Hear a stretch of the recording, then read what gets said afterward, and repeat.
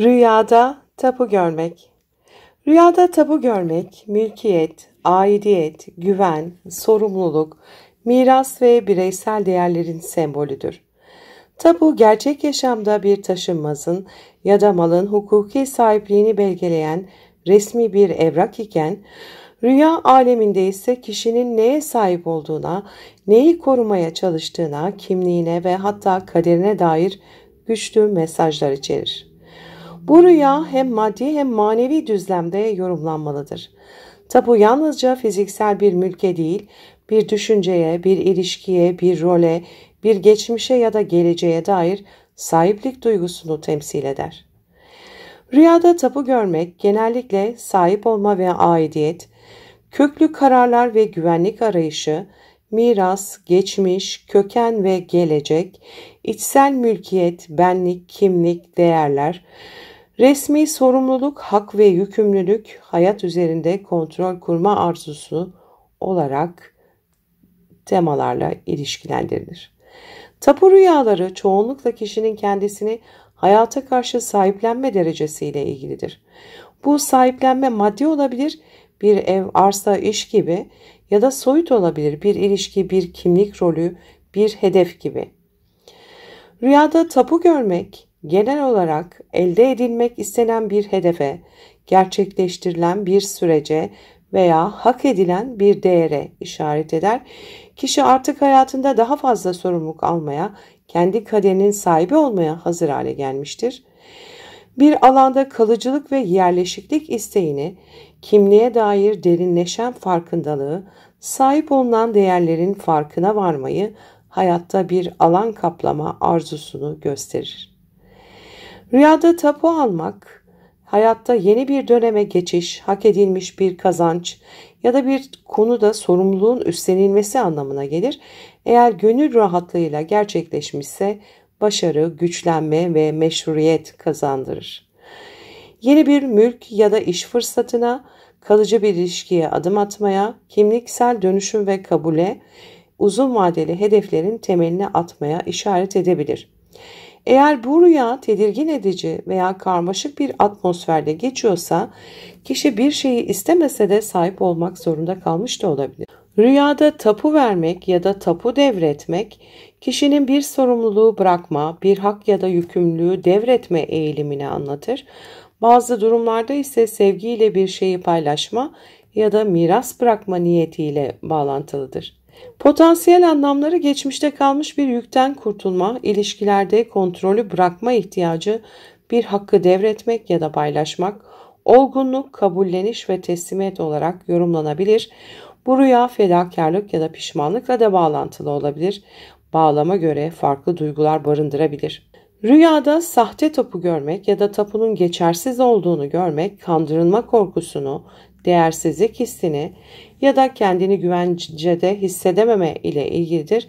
Kişi sahip olduğunu sandığı bir şeyi kaybetmekten veya aslında hiç sahip olmadığını fark etmekten korkuyor olabilir.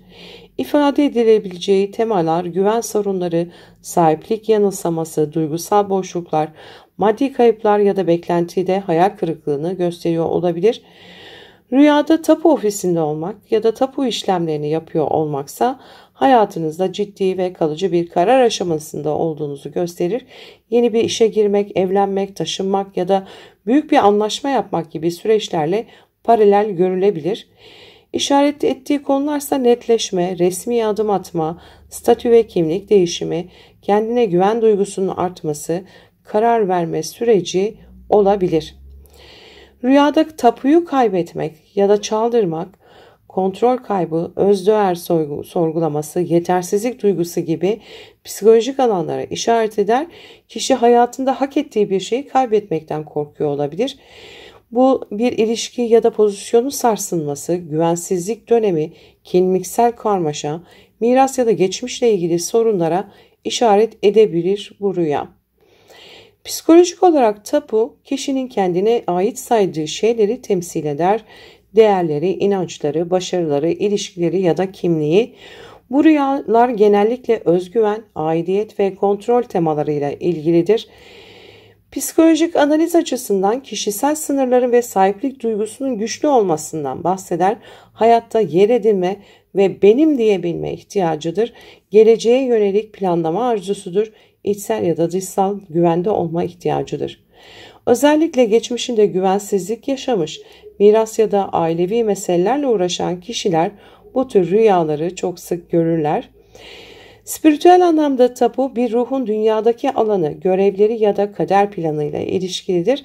Tapu burada dünyevi sahiplikten çok ruhsal mülkiyet ve sorumluluk anlamına gelir.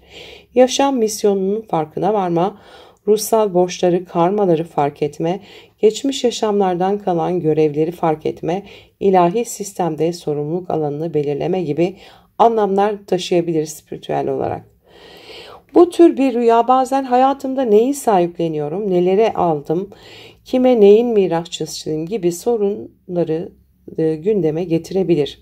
Yeni bir tapu almak yeni başlangıçlar, sahiplik ve sorumlulukla ilgilidir. Tapu devretmek, vedalaşma, miras bırakma, teslimiyetle ilgilidir.